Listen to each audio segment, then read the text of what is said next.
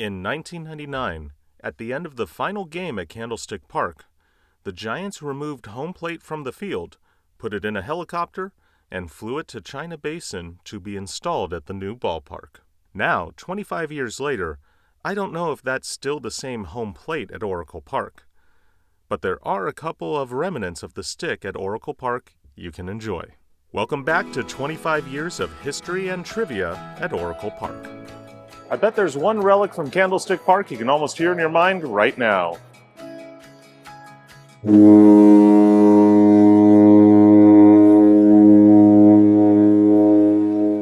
The foghorn seems timeless, but its origin isn't as old as you might think.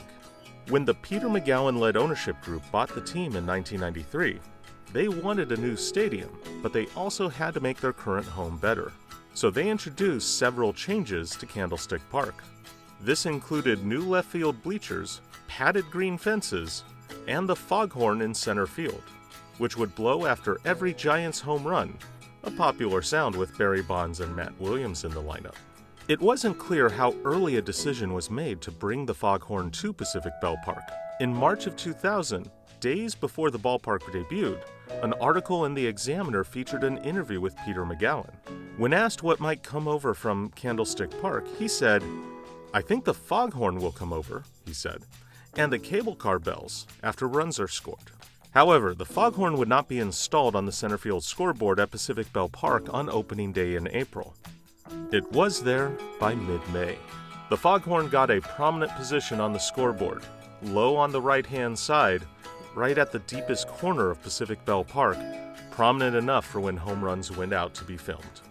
In 2018, the Giants expanded their scoreboard, and it included new boards underneath the main board for captions for the hearing impaired, necessitating the move of the foghorn to the left scoreboard leg.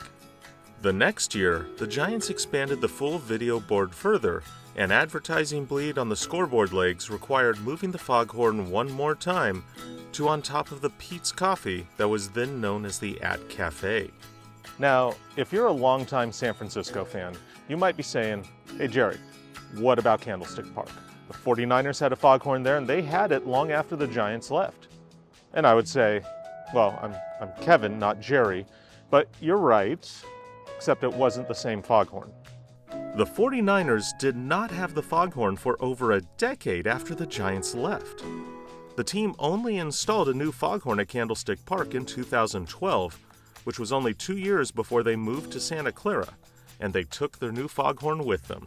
There's one other place where you can see a piece of Candlestick, and that's out here in center field on the promenade, where they put out 4 seats from Candlestick Park that you can sit in and feel like you're back at the stick, if only because you're blowing in the icy cold wind off the cove. One last piece of Candlestick hides in a corner on the outside of the park. In 2014, the season after the final football games at Candlestick Park, the Giants received the original dedication plaque from 1960 for Candlestick. It would sit at the entrance of the then new Candlestick Suite. The suite was at field level in the right field corner, filled with memorabilia from the stick. It has since been absorbed by the Alaska Airlines loft, and though it is not heavily used, and was being used by the food staff at FanFest, it still has pictures of Candlestick on the wall and the sign Candlestick Suite. The Candlestick Park dedication plaque is still here, but it's moved to a new home right beside the Lefty Dual Gate box offices. So that's where you can find some pieces of the stick, but I want to point out one last bit of the past at Oracle Park, at least sort of. If you come into the stadium at the Lefty Dual Gate near the right field corner, you'll see this sign above an entryway. Now, this is not an original sign from Seal Stadium, but it is a smaller replica of the original and popular Seal Stadium entrance, also in its right field corner at the time.